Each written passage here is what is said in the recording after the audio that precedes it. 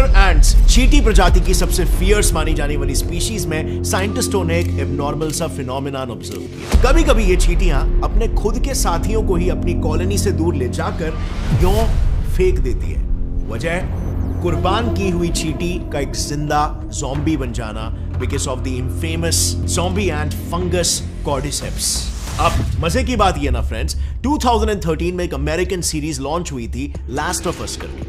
इस मूवी ने यह प्रेडिक्ट किया था कि 2023 में कॉर्डिसेप्स फंगस इंसानों में एक ज़ॉम्बी एपोकैलिप्स ले आएगा। और अगर आप पैरासिटिक ऑर्गेनिजम्स को देखो, फिर चाहे वो बैक्टीरिया हो, फंगस हो, प्रोटोजोआ हो या फिर वायरसेस, ये अपने होस्ट्स को स्विच करने के लिए काफी बदनाम है। फॉर एग्जाम्पल HIV को ही ले लो। सबसे पहला इसका ओरिजिन नॉन ह्यूमन प्राइमेट्स जैसे कि एप्स में हुआ था, लेकिन तब लोगों की धारणा यह थी कि ह्यूमन इम्यून सिस्टम एप्स के इम्यून सिस्टम के मुकाबले ज्यादा स्ट्रांग है और इसीलिए वो इंसानों को कोई नुकसान नहीं पहुंचाएगा। पर 20th सेंचुरी आते आते इसने ह्यूमंस को भी इन्फेक्ट करना शुरू कर दिया और आज एड्स एक जानलेवा बीमारी बन चुकी है। एक और एक पैरासाइट है टॉक्सोप्लाज्मा गोंडाई करके, जो पहले सिर्फ चूहों को इन्फेक्ट करता था, लेकिन रिसेंटली कंडक्टेड एक रिसर्च के अनुसार ये इंसानों के दिमाग को भी अब कंट्रोल करने लगा है और इसके इन्फ्लुएंस की वजह से लोगों के रोड एक्सीडेंट्स सिग्निफिकेंटली बढ़ने लगे। साइंटिस्टों के अनुसार आज 60% ह्यूमन पॉपुलेशन ऑलरेडी इस पैरासाइट का शिकार हो चुका है। जरा समझना ये पैरासाइट इंसानों को कैसे इफेक्ट करता है। तो सबसे पहले ये पैरासाइट चूहों के दिमाग को मैनिपुलेट करता है, जिसकी वजह से स्ट्रेंजली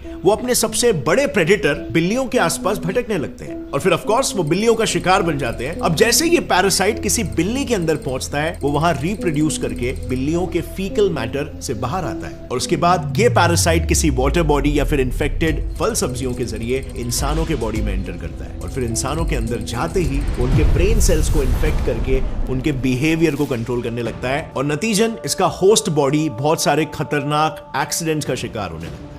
और ये मैं ऐसे ही नहीं कह रहा हूं। प्राग में हुए स्टडी में रिसर्चर्स ने 446 लोगों का सर्वे किया, जिसमें से करीब 146 लोग रोड एक्सीडेंट्स में इन्वॉल्व थे। इस सर्वे में उन्होंने हर एक पार्टिसिपेंट के अंदर टॉक्सोप्लाज्मा गोंडाई के लेवल्स को डिटेक्ट किया and the results were shocking. जो लोग एक्सीडेंट्स में इन्वॉल्व थे उनमें बाकी लोगों की तुलना में टॉक्सोप्लाज्मा काफी ज्यादा मात्रा में मौजूद था। और जब इन पेशेंट्स पर डिटेल में स्टडी किया तब क्लियर एसोसिएशन सामने आया कि यस, टॉक्सोप्लाज्मा उनके एक्सीडेंट्स का मेजर रीजन था। ऐसा इसीलिए क्योंकि टॉक्सोप्लाज्मा इन्फेक्टेड लोगों के रिएक्शन टाइम को स्लो करता है, जिसकी वजह से लोग समय रहते एक्सीडेंट्स को रोक नहीं पाते। अब आई नो ये अब तक हमारे मूवमेंट को कंट्रोल करने लायक नहीं बना है, बट साइंटिस्टों को चींटी के फॉसिल्स में पैरासिटिक फंगस मिला है ना, वो ये सब कर सकता है। आफ्टर ऑल वो चींटियों को एक जिंदा ज़ॉम्बी जो बना रहा है। अब ये एग्जैक्टली कैसे होता है शुरुआत में साइंटिस्टों को नहीं पता था और इसीलिए उन्होंने कुछ प्रेडिक्शंस किए। अब प्रेडिक्शंस करना काइंड ऑफ ह्यूमन नेचर है। क्रिकेट का एग्जाम्पल ले लो, इसमें हम अपने फ्रेंड्स के साथ बैठकर अक्सर गेस मारते रहते कि कौन सी टीम जीतेगी और कौन सी हारेगी। अब ये काफी एंटरटेनिंग तो हो जाता है, लेकिन इसमें किसी का फायदा नहीं होता। लेकिन मेरे पास एक ऐसा ऐप है जिसमें आप घर बैठे 1 करोड़ का इनाम और एक ऑडी कार जीत सकते हो, वो भी सिर्फ और सिर्फ 49 रुपीज के इन्वेस्टमेंट से। आपको बस माई 11 सर्कल ऐप डाउनलोड करना है और उस पर 11 अप्रैल को हो रहे चेन्नई वर्सेस राजस्थान के टीम्स में से 11 बेस्ट प्लेयर्स को चूज करके अपनी टीम बनानी है। और अगर आपके सिलेक्टेड प्लेयर्स की परफॉर्मेंस अच्छी हुई तो आपको पॉइंट्स मिलेंगे और जितने ज्यादा पॉइंट्स उतने बड़े प्राइज। तो अगर आपका क्रिकेट अंडरस्टैंडिंग स्किल अच्छा है तो इन दोनों मैचेस के मेगा कॉन्टेस्ट को ज्वाइन करो और एक brand new Audi car plus 1 crore rupees जीतने का मौका पाओ। And don't forget to use my coupon code जो कि स्क्रीन पे है for 20% extra cash and 1500 welcome bonus. Link description में है। अब आ जाते हैं वापस हमारे टॉपिक पर। ये कॉर्डिसेप्स फंगस अपने होस्ट के मूवमेंट्स को कंट्रोल करके उन्हें ज़ॉम्बीज में तब्दील करता है, क्योंकि इसी ज़ॉम्बिफिकेशन स्टेज पर उसकी पूरी लाइफ साइकिल टिकी हुई होती है। वही लाइफ साइकिल जिसकी शुरुआत जंगल में पड़े कुछ स्पोर्स के तौर पर होती है, जो किसी चींटी के वहां से गुजरने का इंतजार करते हैं और फिर जैसे ही चींटी उसके पास आती है, ये स्पोर्स अपने आप को उसकी स्किन से अटैच करते हैं और फिर धीरे धीरे करके उस चींटी की स्किन के सभी प्रोटेक्टिव लेयर्स को किसी एसिड की तरह पिघलाकर उसमें होल बनाते हैं।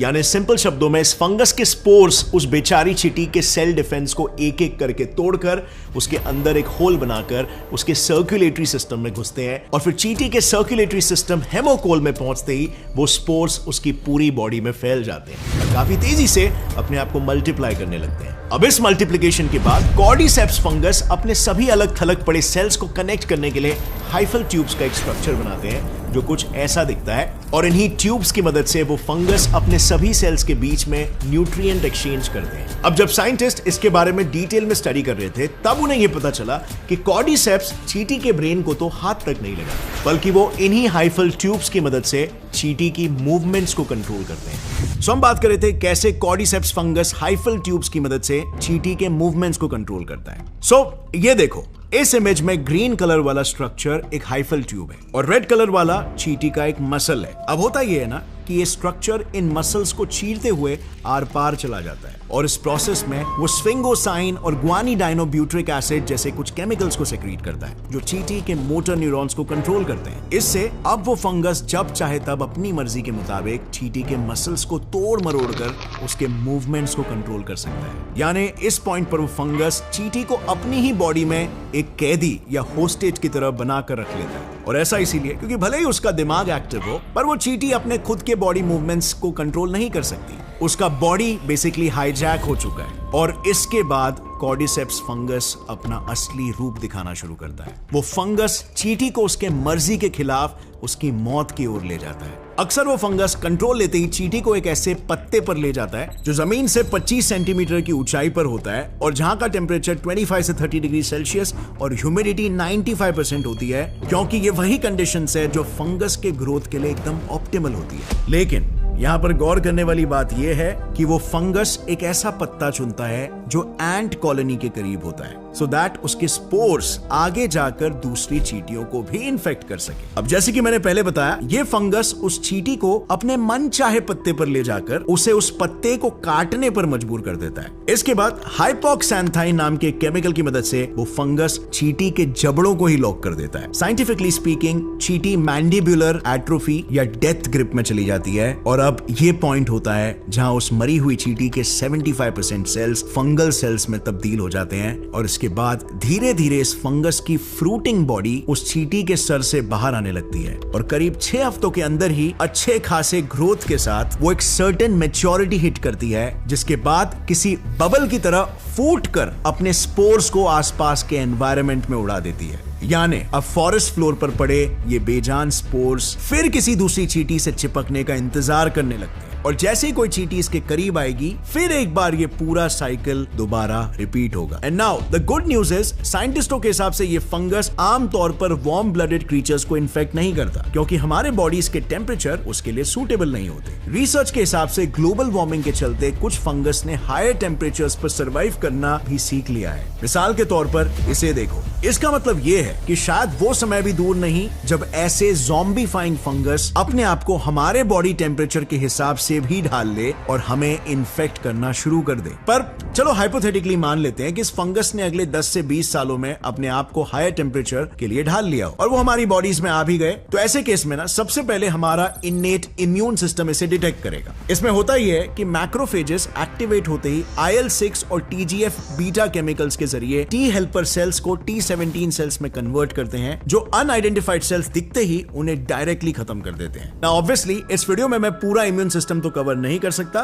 बट ये मैंने आपको एक जनरलाइज पर्सपेक्टिव बता दिया एंड आई थिंक इससे आप समझ गए होंगे कि हमारा इम्यून सिस्टम खुद ही कितना कॉम्प्लेक्स और केपेबल है। पर फ्रेंड्स, ये तो हुआ बेस्ट केस सिनेरियो, लेकिन कुछ ऐसे भी फंगस है जैसे कि द रिंगवर्म, जिन्होंने इस कॉम्प्लेक्स इम्यून सिस्टम को बाईपास करने का भी रास्ता ढूंढ लिया। और अगर रीसेंट डिस्कवरीज की मैं बात करूं तो साइंटिस्ट को कुछ ऐसे एक्स्ट्रॉर्डिनरी टाइप के फंगस मिल रहे हैं, जैसे कि हाल ही में मिला हुआ एक एलियन फंगस जो ह्यूमन ब्रेन को तक रिप्लेस करने की ताकत रखता है। अब ये फंगस बहुत ही स्पेशल है क्योंकि आगे इसे पोटेंशियली एक नया ब्रेन, आर्टिफिशियल ब्रेन क्रिएट करने के लिए यूज किया जा सकता है।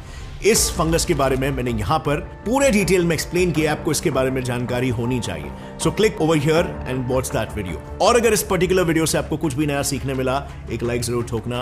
Gate set fly science channel को सब्सक्राइब कर लो और बेल नोटिफिकेशन दबाओ ताकि आगे आने वाली हमारी कोई भी वीडियो की अपडेट आप मिस ना करो। और हाँ फ्रेंड्स, जाने से पहले माई 11 सर्कल को चेकआउट करना मत भूलना। विन ऑडी का प्लस 1 करोड़, नीचे डिस्क्रिप्शन लिंक से ज्वाइन करोगे तो 1 करोड़ सेकंड प्राइज मिलेगा और फर्स्ट प्राइज और भी बढ़ा है। Get 20% extra cash on first deposit and 1500 joining bonus. Link in description and pinned comment. See you next time. As always, stay curious, keep learning and keep growing. Jai Hind.